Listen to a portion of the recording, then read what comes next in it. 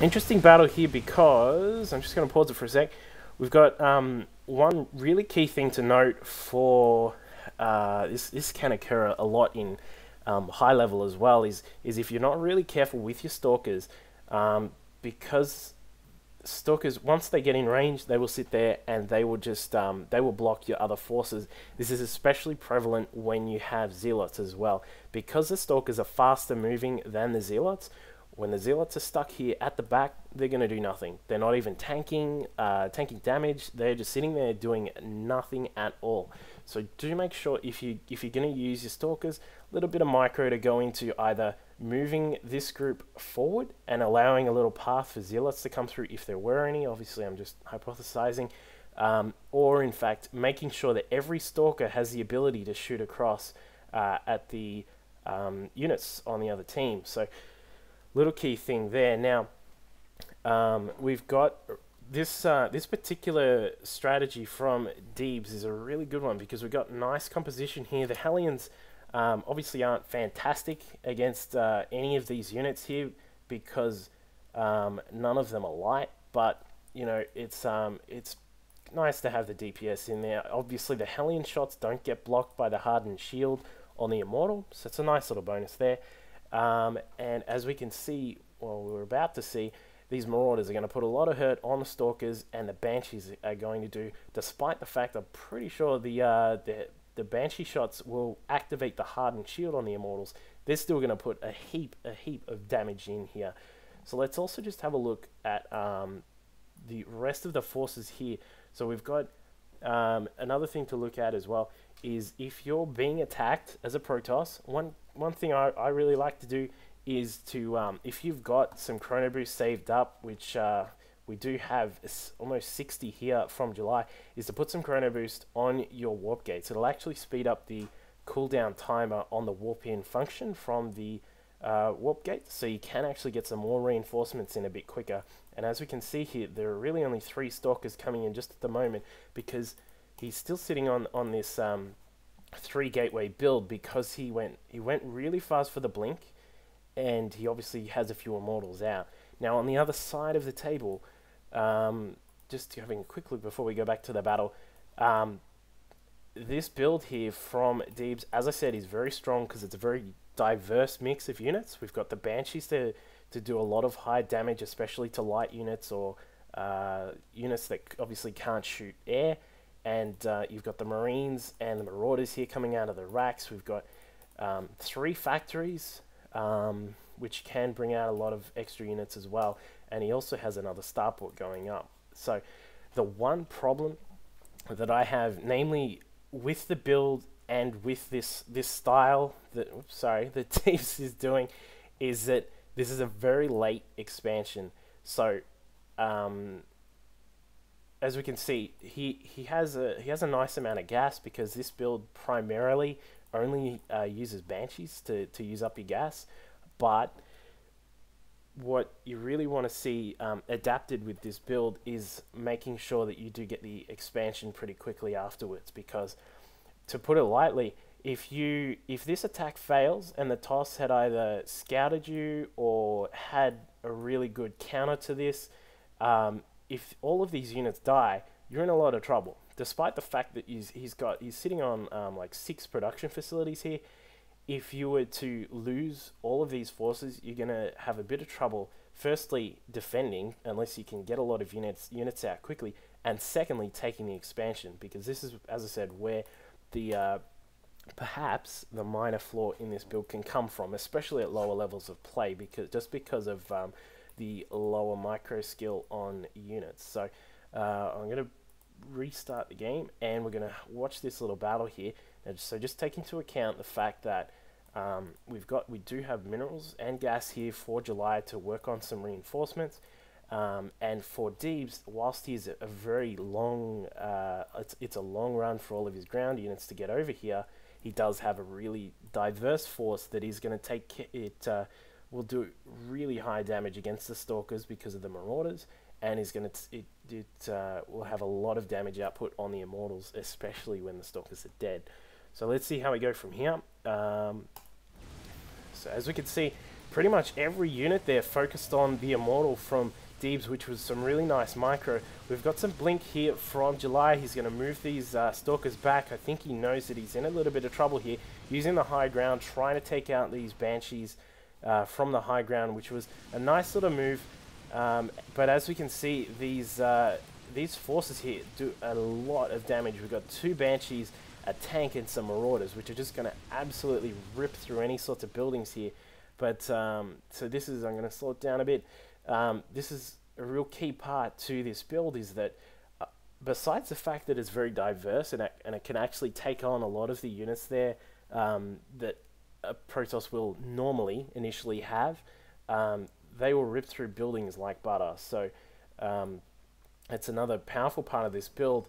Now what you'd want to see from the toss is, he is doing it, he actually has the chrono going down on the gateways. A really nice play there. So we're sort of sitting here with some, he's still got a lot of minerals. You'd want to see, despite the fact that, I'm just going to pause it again, despite the fact that July actually has, he does have a massive army on his doorstep, you would want to see perhaps a couple more gates going up, just to namely use up some of these minerals, and secondly to get another production facility in play for him, because obviously to bust out of this is going to be a really tough job, unless he's going to need another Immortal, at least 1, maybe 2 Immortals, and he's going to need to use these Stalkers really well. Now as you can see, this starport is done, the tech lab is on the way, so this build is sort of transitioning into a really heavy sort of one base play, because of the fact that he's spending everything on these units, and he is really counting on all of this to actually make or break the game, essentially. Because if, as I said before, if any of this dies, if all of this dies, sorry, he's going to have a lot of trouble because of these Blink Stalkers being able to move around the map really quickly. So we'll just put this back on, and as we can see, he's going to try and push up the ramp here. The Immortals sitting there nicely, blocking a lot of the heavy shots there. But these Stalkers decide to go down and have a look, but they're going to get funneled in. They are going to blink down, which is a really nice move here, taking out the tank. He's going to aim at this other tank here, takes them all out. But as you can see, the power of the Banshees here with this incredibly high DPS. He's now got 4 Banshees sitting here, just mowing through all of the Stalkers. Now, this is really one of the really key parts of the game, of this particular game, is where we have a lot of Banshees here, but as you can see, we actually have 2 of the Banshees pretty much one-shottable. Yeah, both of these Banshees are on 20 health, so they will go down straight away from the Stalkers. So you really want to see some extra micro on top here to save, which will save the day if he can pull it off. He only has 5 Stalkers, and 1 is in the red itself, which will probably die straight away to these Banshees. But you just want to see some really nice micro here, which will take out the Banshees, which will make it easier for the Immortal to clean up the rest of the forces here. So let's see how this goes here. So what he's doing, all of these Stalkers are actually shooting at the ground forces there. They do eventually take the 2 Banshees out that were on red health, but it was just a bit too late there with the Marauders mowing through those Stalkers once again. And this is a really bad spot for July. He's still chronoing out these gateways, which is really nice. Hopefully we can actually see some... No, we've got the GG there from July, and that pretty much will sum up this game. So as we saw, there were just some minor things here that really needed to be worked on. I'm just going to go back just a little bit. So sitting here at this particular point where he's getting this this naturally is getting mowed down, you're in a lot of trouble as a Terran player when as a Protoss player, when your enemy has a lot of siege tanks, or 1 siege tank in this case, let's call it a lot, that is sitting outside your base. So we really what I would have wanted to see here was some extra gateways going up. Not even necessarily at the front. You know, a lot of Protoss players like to have this, like to have symmetry with their bases. that is purely a personal preference.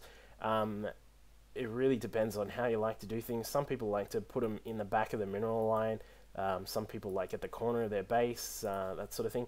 It's purely up to you. But in this situation where he's got these Terran forces knocking on the door, you would have wanted to see a couple more gateways go down, purely because he has 700 minerals and 400 gas here. So it's a really pivotal point here at where he's sort of stuck with this production, because he's only warping in 3 units at a time. He has nothing building out of the robo, but another immortal will start in a second anyway. And for Deebs, pretty much, as I said, he's in a bit of trouble here if the push fails. But as you can see, he's done nice work with his mineral count, sitting there at 150 and 350 for gas. So his macro is actually pretty decent there, and if anything, as I said, it was really just the fact that we had a lower count of production facilities. So this can be an issue in sort of the bronze silver level play, is where you're sitting there with 1-2 gates and you're on 2 bases. It's really not needed. You really need to be on a couple more gateways. I'm not sure of the exact numbers, but it should be around, I think it's like at least 2.5 or something gateways per base, at least. That's if you're gonna if you're also using all of your other production facilities as well and getting some tech. Obviously, if you're sticking with heavy gateway units, you don't need to go. You can get obviously more gateways, but and this part here, this was a really nice work from July to actually focus down these tanks. It's just unfortunate that this combination from Deebs just took care of him there. Now, as I said, we are at the end of the replay here, but Deebs is sort of sitting here on this this massive production, pretty much a massive production line here, as you can see. But he's got nothing if the push fails. But that's purely, I think that's just a macro thing, is keeping up with your expansions. As we can see, he's on 700 minerals. He can easily plonk down a command center to expand. But as we can see, the game is pretty much over at this point.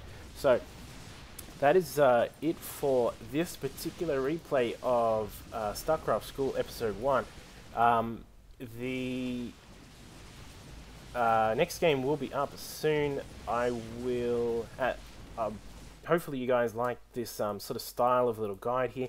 As I said, you know, gold, platinum, diamond players, I really don't mind if you watch it or you don't, because as I said, this is really just low level stuff that most of you people in diamond should know. And yeah, but please make some comments if you want. As I said, I'm no pro, but just trying to help out some bros in need. Thank you very much for watching. See you next time.